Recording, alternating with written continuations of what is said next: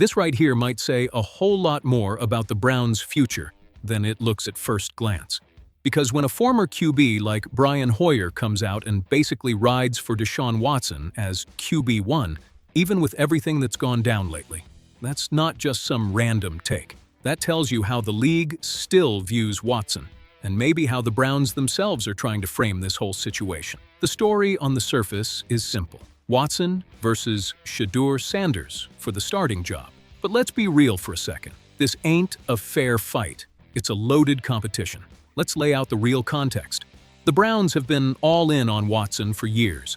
3 first-round picks, fully guaranteed contract, and so far, the return hasn't matched the price tag. Injuries, inconsistency, off-field stuff. He's played just 19 games since getting here. For a guy brought in to be the franchise cornerstone, that hits hard.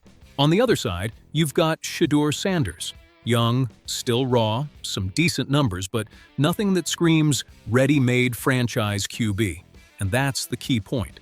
The Browns aren't choosing between 2 QBs at the same stage. They're choosing between a massive investment that hasn't paid off and a question mark. Now let's get into what Hoyer said, because it matters for 2 reasons. First, the football side. He talks about the fit with Todd Monken, who worked with Lamar Jackson. So it's not just Watson is better, it's Watson might work better in this system. And yeah, that tracks. Monken likes a dynamic offense. Mobility, quick reads, mixing concepts. Prime Watson? That was his game. Extending plays, making stuff happen off script, punishing defenses when things break down. But here's the question nobody can dodge. Does that version of Watson still exist? Because what we've seen in Cleveland so far, a guy who looks tighter, less explosive, less confident. And that changes everything. Scheme doesn't matter if the player can't execute anymore. Second, and maybe the bigger point, is the business side. Hoyer basically says it straight. They didn't pay him all that money for nothing.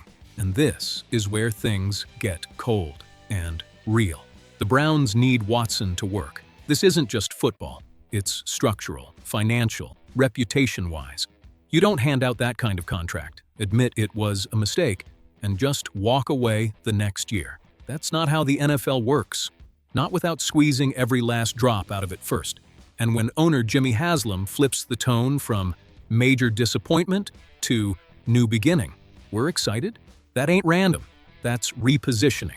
That's the organization setting the stage to give Watson another shot and justify it. So what does this actually change? To me, 3 big things. First, Watson walks into training camp as the real favorite. Not officially, nobody's going to say it, but in reality, he gets first-team reps. More time, more leash. Second, Sanders isn't being groomed as the day 1 starter. He's there to push and as a fallback plan. It's not, here's the team. It's, if you're ready, make it undeniable. Third, Monken becomes a huge piece in all of this. Because if Watson flops again, you can't just blame the QB anymore. Coaching's going to be under the microscope too, and the Browns know it. Now, my take? Straight up, I get the move, but I'm not fully buying it. Betting on Watson right now means betting on who he used to be, not who he is today, and that's risky as hell. At the same time, throwing Sanders into the fire right away? That's risky too. He hasn't shown enough consistency yet. So what the Browns are really doing is buying time. Time to see if Watson's still got something left. Time to develop Sanders. Time to avoid admitting that trade might have been a total miss. Now, let's break down the scenarios.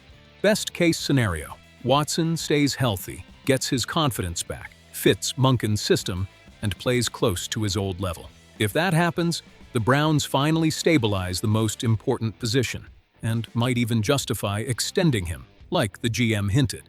Middle ground, Watson starts the season, struggles, and eventually Sanders takes over. Not by design, but out of necessity. That's when things get messy mid-season.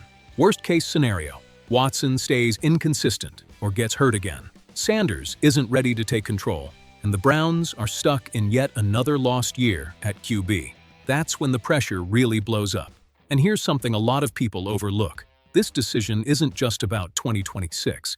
It affects 2027, 2028, the whole direction of the franchise. Because if Watson doesn't work now, he probably never will. So at the end of the day, this competition isn't really about picking a quarterback. It's about whether this entire project survives. Now let me ask you straight up.